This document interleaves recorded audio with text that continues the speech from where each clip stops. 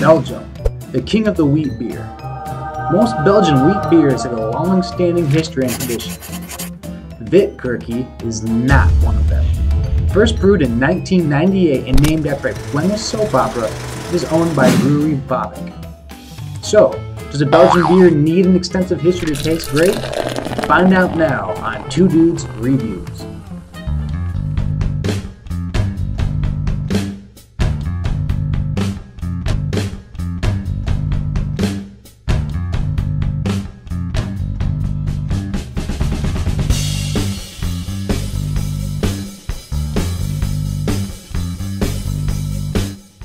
Most Belgian beers are named after urban legends, or devils, monasteries, or gods.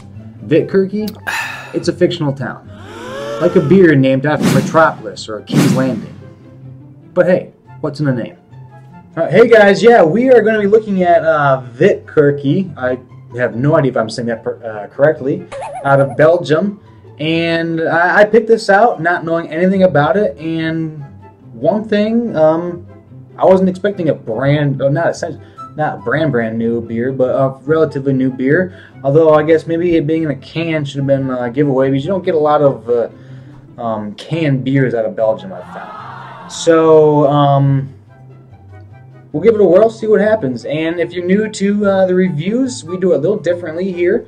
We break it down into 6 different categories. It's smell, taste, value for the price, drinkability, distinction, and would I buy it again. So it's more or less being compared to other beers in its particular category, not just overall in general. So let's get drinking.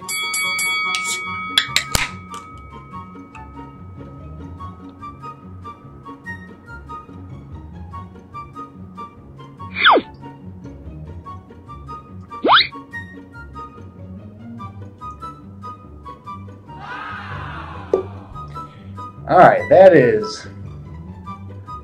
is a very light gold color.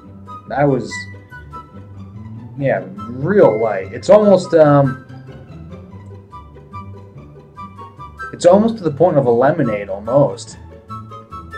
You have some decent carbonations, semi-foggy.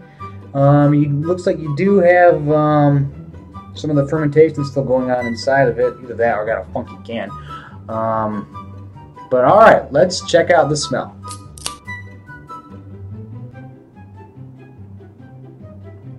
Alright, it's almost more along a Pilsner line. Very fruity, you got some floral in there.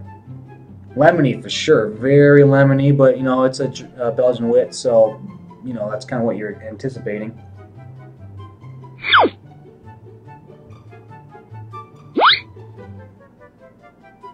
Yeah, outside of, your citrus and your floral, not picking up too much else out of that. So, it smells fine. It's definitely, I think, it seems like it's going to be a good thing for maybe hot summertime. So, for smell, I will recommend it on smell. So, now, let's go for taste.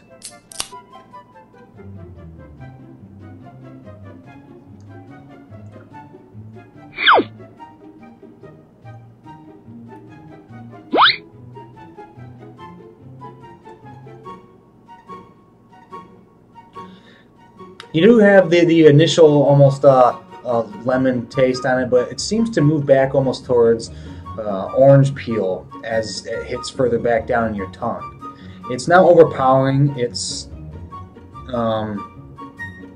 it's there, but it's not extreme. It's not hitting you over the head with the citrusy flavor.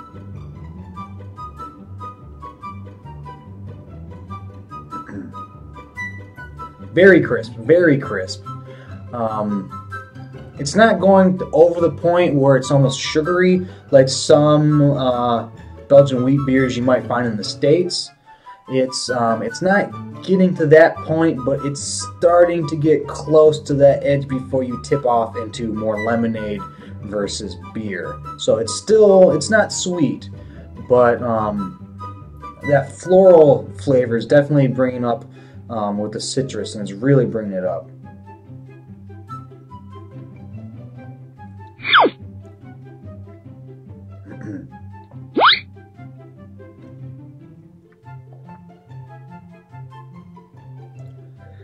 Yeah, maybe a little bit of the white grape in there, a little bit too, but not overwhelming at all. It's kind of what you'd expect from a Belgian wit. It's not terribly different from a lot of the others out there, but it is refreshing. I think, summertime, you grab one of these cans out of the cooler, just crack it open. I think definitely I would enjoy that. So for taste, I am going to recommend this. Now, value for price. This is where is it worth what I paid for it? And I think it was about a little more than $2, probably about $2.50 for a can. So a little higher than what you might get for even other Belgian wheat beers. So I guess it depends. If I'm going to a location that, like the beach, where I need a can and I want an actual Belgian wit beer, then I think it's a fine price. I pay it. But there are others I think that are probably taste better and cost less. So because it's kind of right in that middle mucky area, I'm gonna give it a half a point for this category, just because it is a good price for the value, or value for the price. It's a decent price depending on the situation I'm in. So yeah, I'm gonna give it a half for that reason. And now, number 4 is drinkability. Can I drink multiple of these in a row without needing to take a break? And that is, I think, one of the high points of the Belgian wit beers. I think these are beers you can drink a decent amount of in a row without a problem, especially when it's hot out. And I live in Arizona, and it gets hot, so the lighter, crisper beers are fantastic for that. So for drinkability, absolutely, I'm going to give it the full 1 out of 1 score for that. Now, category 5 is distinction. How distinct is this beer? It's not. Straight up, it is not that distinct. It's not any different from your run-of-the-mill Belgian wit beers. I don't know, you can find other Belgian wit beers in the States, or really wherever you go now, and this does not step out and is any different from any other beer in those categories at all. So in terms of being distinct from other beers in this category, I can't recommend it for that particular reason. So sorry, it's good, but it's not distinct at all. So now, would I buy it again? And that kind of goes back to the value for the price question of what am I doing for that beer? Am I just going to keep it in stock in my fridge at home? Probably not. There's other wheat beers that I would have in stock instead over this one. But again, if I'm going canoeing, going just to the beach, going someplace where I can't have the glass bottles and it's just easier, yes, I do that.